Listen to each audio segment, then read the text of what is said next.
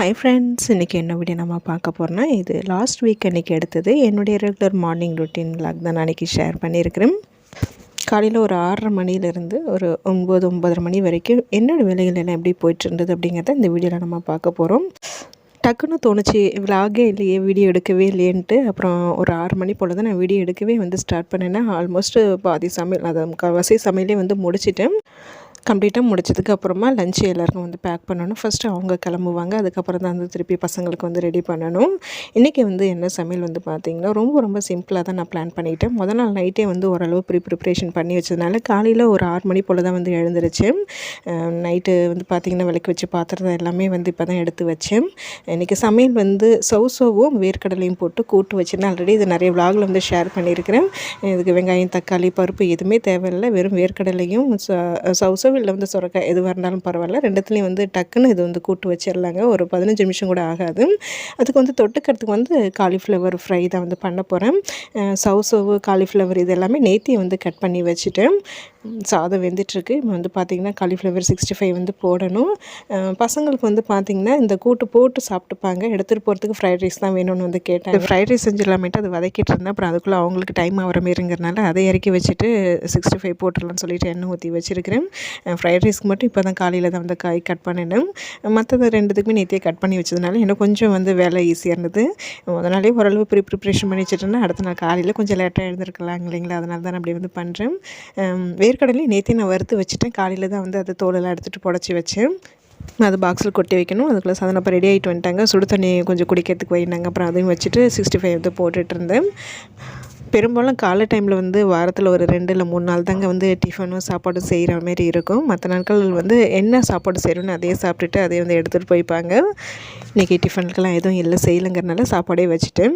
சமையல் பண்ணிகிட்டு இருக்கும்போதே பார்த்திங்கன்னா அதுக்கு முன்னாடியிலேருந்தே குரங்கு ரொம்ப அட்டகாசம் பண்ணிகிட்டு இருந்ததுங்க. கீழே குழம்பு போட கூட போகிறதுக்கு முடியல. சரி, சமையல் வேலையெல்லாம் முடிச்சுட்டு அதுக்கப்புறமா கீழே குழம்பு போட்டுக்கலான்ட்டு வெயிட் பண்ணுறேன். ஏன்னா குரங்கு நான் அட்டகாசம் பண்ணிகிட்டு இருக்குது. இப்போ இந்த ஒரு 2 மாதமாகவே குரங்கு அப்பப்போ வந்துட்டு தாங்க இருக்குது. இப்போ மரம் கட் பண்ணதுக்கப்புறமா அதுங்களுக்கு ஒரு மாதிரியாக இருக்குதுன்னு நினைக்கிறேன். தென்னை மரத்தில் தான் மாற்றி துளி குதித்து விளையாண்டுட்டு இருந்ததுங்க. ஒரு குரங்கு பாருங்கள் எவ்வளோ க்யூட்டாக எட்டி பார்க்குதுன்னு. குழந்தை தன்னை மாதிரி இருக்குது, பார்க்கவே க்யூட்டாக இருந்தது. அதான் வீடியோ எடுத்துகிட்டு இருந்தேன். கீழே நின்று பார்க்குது, மேலே ஏறி நின்று பார்க்குது. நான் சமைக்கிறத குரங்கு 4-5 குரங்கு இங்கே உட்காந்து பார்த்துக்கிட்டே தான் இருந்தது. இதுக்கு முன்னாடி இந்த வீட்டுக்கு வந்த புதுசுலலாம் செம்மையாக இருக்குங்க. குரங்கு அதிகமாக இருக்கும். டெய்லி இந்த குரங்கு தொல்லை தாங்க. ஒரு நாள் நான் ஜன்னலை சாத்தாமல் விட்டுட்டேன்னா அவ்வளோதான். சைடில் கையை விட்டு என்னென்ன எடுக்க முடியுமோ எடுத்துரும். அப்புறம் இடையில கொஞ்ச நாள் இல்லாமல் இருந்தது. இப்போ திருப்பி வர ஆரம்பிச்சிச்சு. அந்த குரங்கு அது வயிற்றில் எப்படி உட்காந்துருக்கு பாருங்களேன், க்யூட்டாக. அதெல்லாம் பார்க்கவே ரொம்ப அழகாக தான் இருக்குது. ரொம்ப அட்டகாசம் பண்ணுதுங்க. இப்போ தான் பெயிண்ட் பண்ணணும். அந்த கைப்பிடி அந்த டார்க் க்ரீன் இருக்குது இல்லைங்களா, அந்த இடம் ஃபுல்லாகவே அதுங்க நடந்து ஃபுல்லாக அழுக்காயிடுச்சு. அதுமாரி இந்த காம்பவுண்ட்லேயும் மேலே அந்த டார்க் க்ரீன் அடிச்சிருப்போம், அதுவும் ஃபுல்லாக நாசி பண்ணி வைக்குதுங்க. இவங்க அதுமாரி சேட்டை பண்ணுறது, விளையாடுறதெல்லாம் நம்ம வீடியோவில் காமிச்சு ரொம்ப நாளைக்கு மேலே ஆகுது. அதனால தான் கொஞ்சம் நிறைய அது வீடியோ எடுத்துகிட்டு இருந்தேன்.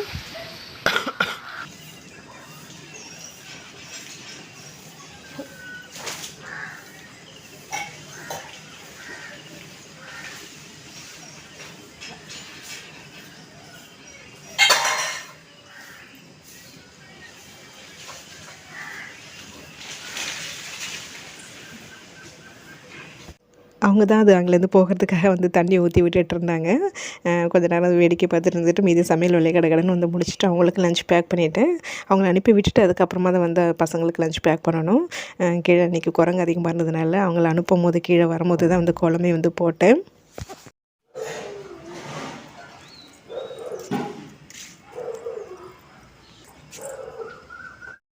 காலையில் கீழே தாங்க ரொம்ப அட்டகாசம் பண்ணிகிட்டு இருந்ததுங்க. எல்லாம் கீழ் வீட்டில் குப்பை கட்டி வச்சுருந்தாங்க கவரில். அது எல்லாத்தையுமே பிரித்து கடாசி வச்சுருக்குது.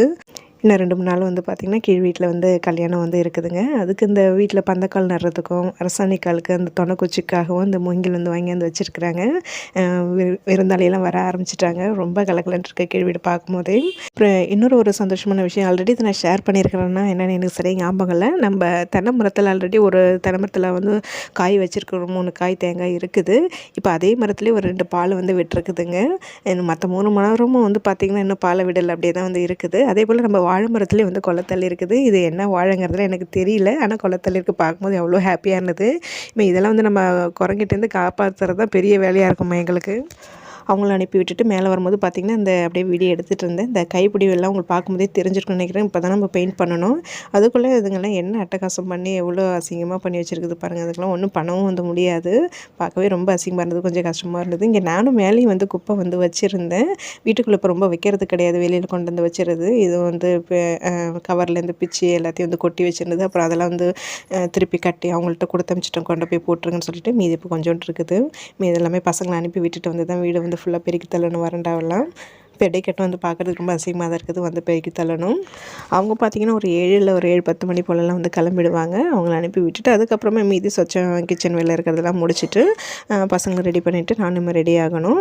பசங்களுக்கு வந்து லஞ்சு பேக் பண்ணலை. வெற்றிக்குடிக்கு வந்து பார்த்திங்கன்னா நைட்டெல்லாம் வந்து லைட்டாக வந்து இருமல் வந்து இருந்தது, கோல்டு அதிகமாக இருக்குது. காலையில் அவன் வந்து எழுந்திருக்கவே மாட்டேங்கிறான். பா அம்மா வந்து மருந்து அரைச்சி தர முடியா சொல்லலாம், ஸ்கூல் டைம் ஆச்சு வாடியா வாடிப்பட்டு.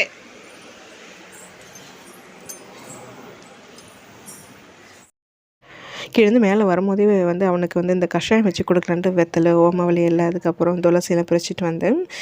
பார்த்திங்கன்னா அவங்க கிளம்புறதுக்குள்ளே நான் ஃப்ரைட் ரைஸ் வந்து பண்ணி வச்சுட்டு லஞ்சு பேக் பண்ணணும். அவனை எழுந்திருக்க சொன்னால் எழுந்திருக்க மாட்டேங்கிறான், போவானா என்னன்னு தெரியல. கஷாயமாக வச்சு கொடுத்து தான் அவனை வந்து எழுப்பணும். சாதனை வந்து அவன் ரெடி ஆகிட்டுருக்கான். பாலும் கொஞ்சம் இன்றைக்கி லேட்டாக தான் வந்துருந்தது. இன்றைக்கி அவங்களுக்கு டீ கூட வந்து கொடுத்து அனுப்புறதுக்கு இல்லை. பால் ஒரு அடுப்பில் ஊற்றி வச்சுட்டு இந்த கஷாயத்துக்கு தான் ரெடி பண்ணிகிட்டு இருந்தேன். இந்த 3 தழை, அதுக்கப்புறம் வந்து ஒரு 5-6 மிளகு, கொஞ்சமாக ஜீரகம், இதை 5 பொருள் வச்சு நல்லா இடிச்சிட்டு சில சமயம் வந்து அதிலே நல்லா தண்ணி ஊற்றி நல்லா கையாலே கசக்கிட்டு அந்த வெறும் காய்ச்சாமல் அப்படியே பச்சையாகவே அந்த சாறு வந்து கொடுப்பேன். இன்றைக்கி வந்து பார்த்திங்கன்னா எனக்கும் கொஞ்சம் லைட்டாக கோல்டு இருக்கனால நானும் எனக்கு பச்சையாக குடிக்கிறதுக்கு வந்து பிடிக்கலங்கிறனால சரி காய்ச்சி குடிக்கலாமேன்ட்டு எனக்கும் வெற்றிக்கு தான் சேர்த்து தான் வந்து வச்சுருந்தேன். கஷாயம் நானும் வெற்றியை வந்து குடிச்சிட்டு அதுக்கப்புறமா நான் வந்து ரெடி ஆகிட்டேன். சாதனா வந்து அவளை வந்து ரெடி ஆகிட்டு சாப்பிட்டுட்டு இருந்தான். வெற்றிக்குட்டிக்கு தான் வந்து பார்த்திங்கன்னா லைட்டாக வந்து ஃபீவர் இருக்கிற மாதிரி இருந்தது. ஒரு வேளை பெட்டிலே படுத்துக்கனால அந்த ஹீட்டாக என்னன்னு தெரியல. சரி குழந்தைய ரொம்ப டல்லாக இருக்குங்கிறனால இன்றைக்கி நான் அவனை வந்து ஸ்கூலுக்கு அனுப்பலை. சரி சாதனா மட்டும் வந்து போகட்டுன்னு சொல்லிவிட்டு அவனை டிஸ்டர்ப் பண்ணல, தூங்கட்டுன்னு விட்டுட்டேன். சாதனாக்குட்டி வந்து ரெடி ஆகிட்டேன். இன்னும் ஒரு 5 மினிட்ஸ் இருக்குது. அவளோ ஸ்கூலில் கொண்டு விட்டுட்டு கோயிலுக்கு போயிட்டு ரிட்டர்ன் வந்ததுக்கப்புறமா தான் நம்ம மிச்சம் சின்ன சின்ன வேலைகள் இருக்குது, அதெல்லாம் வந்து முடிக்கணும். நான் சாப்பிடணும். அதுக்கப்புறமா வீடு கொஞ்சம் பெருக்கி தள்ளணும். துணி வந்து காலையில் மிஷினில் போட்டு விட்டுருக்கேன், அது வந்து காய வைக்கணும். இந்த வேலைகள்லாம் இருக்குது. எல்லாம் போயிட்டு வந்ததுக்கப்புறமா தான் வந்து செய்யணும். அப்புறம் வந்து நிறைய சிஸ்டர் வந்து தொடர்ந்து கமெண்ட் பண்ணிகிட்ருக்காங்க. என்னோடய ஹஸ்பண்ட் வந்து என்ன வேலை பார்க்குறாங்க, எங்கே வேலை பார்க்குறாங்க, அவங்களுக்கு சேல்ரி எவ்வளோ, அப்புறம் என்னோடய சேல்ரி வந்து கேட்டிருக்கீங்க, யூடியூப் சேல்ரி. நான் அது தனியாகவே வந்து கண்டிப்பாக இந்த வீக்கில் ஒரு விலாகில் வந்து நான் ஷேர் பண்ணுறேன்.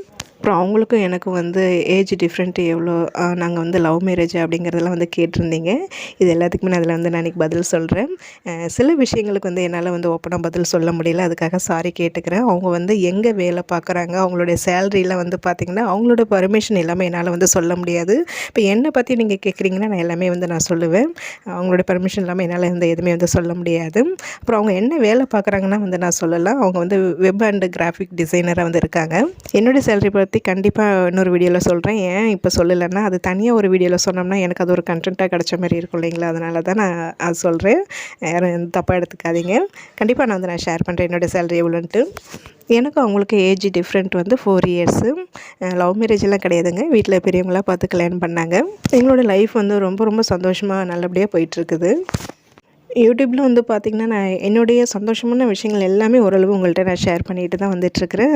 கஷ்டமான விஷயங்கள் அவ்வளோவா நான் ஷேர் பண்ணது கிடையாது. நிறைய வந்து இருக்குது தாங்க. எனக்கும் கஷ்டங்கள் இருக்குது, பிரச்சனைகள் இருக்குது. நான் இதை எதுவுமே நான் ஷேர் பண்ணிக்கிட்டது கிடையாது. அதுமாரி நிறைய சந்தோஷமான விஷயங்கள் வந்து நடந்திருக்குது. அது வந்து இப்போதைக்கு சொல்ல முடியாத சூழ்நிலையிலையும் வந்து இருக்கிறேன்.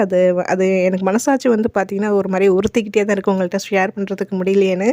அது ஷேர் பண்ண முடியாத சுச்சுவேஷனில் இருக்கிறேன். அதானே தவிர ஷேர் பண்ணக்கூடாது ஒரு எண்ணம் இல்லை. அதுக்குன்னு ஒரு நேரம் காலம் வரும்போது கண்டிப்பாக ஷேர் பண்ணுறேன். ரொம்ப ரொம்ப சந்தோஷமான விஷயமும் உண்டு. அதே சமயம் எங்கள் ஃபேமிலியில் ரொம்ப ரொம்ப கஷ்டமான விஷயம் ஒன்று நடந்திருக்குது. அதுவும் வந்து என்னால் இப்போதைக்கு ஷேர் பண்ணுறதுக்கு வந்து முடியல. கண்டிப்பாக அதுக்கெலாம் ஒரு நேரம் காலம் வரும்போது ஷேர் பண்ணுறேன். அது என்னமோ எனக்கு அது மனசு கொஞ்சம் வந்து உறுத்தலாகவே இருக்கும், கொஞ்சம் கஷ்டமாகவே இருக்குமே. என்னுடைய விஷயங்கள் வந்து டெய்லி ரொட்டீனில் நான் என்னென்ன பண்ணுறேன், எங்கெங்கே போகிறேன் வரேன், சின்ன சின்ன சந்தோஷமான விஷயங்கள் எல்லாமே உங்ககிட்ட நான் ஷேர் பண்ணிட்டு வந்துட்டுருக்கேன்.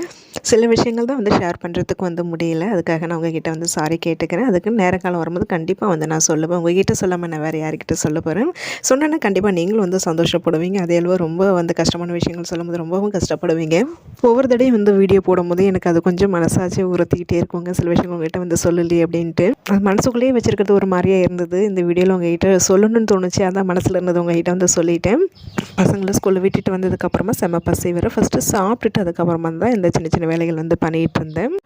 அப்புறம் இன்றைக்கி வந்து ஸ்டிச் பண்ண சுடிதார் புதுசு இன்றைக்கி வந்து போட்டிருக்கிறேன். இது எனக்கு எப்படி இருக்குன்னு வந்து கண்டிப்பாக கமெண்ட் பண்ணுங்கள். துணி எடுத்துகிட்டு வந்து மேலே காயப்போடு வந்தேன். கீழ் வீட்டில் வந்து இந்த கார் கவர் அலசி மேலே போட்டிருந்தாங்க. 2 நாளாக காய்தை எடுக்க மறந்துட்டாங்கன்னு நினைக்கிறேன். நம்ம கீழே போய் வந்து சொல்லணும். இன்றைக்கி காலையில் ஒரு 6 மணிலேருந்து பசங்களை ஸ்கூலில் விட்டுட்டு வந்ததுக்கப்புறமா இந்த சின்ன சின்ன வேலைகள் தான் வந்து போயிட்டு இருந்தது. இதை தான் நான் இன்றைக்கி ஷேர் பண்ணியிருக்கிறேன். இதுக்கப்புறம் தொடர்ந்து வந்து நான் வீடியோஸ் தான் எடுத்துகிட்டு இருந்தேன். கண்டிப்பாக அது நாளைக்கு ஷேர் பண்ணுறேன். அது உங்களுக்கு கண்டிப்பாக யூஸ்ஃபுல்லாக வந்து இருக்கும், பிடிக்கும். இன்றைக்கி இந்த vlog இதோட வந்து நான் முடிச்சுக்கிறேன். உங்களுக்கு இந்த வீடியோ பிடிச்சிருந்தால் லைக் பண்ணுங்கள். அப்படியே நம்ம சேனலே வந்து சப்ஸ்கிரைப் பண்ணிக்கோங்க. நாளைக்கு இன்னொரு இன்ட்ரெஸ்டிங்கான ஒரு vlogல வந்து பார்க்கலாம்.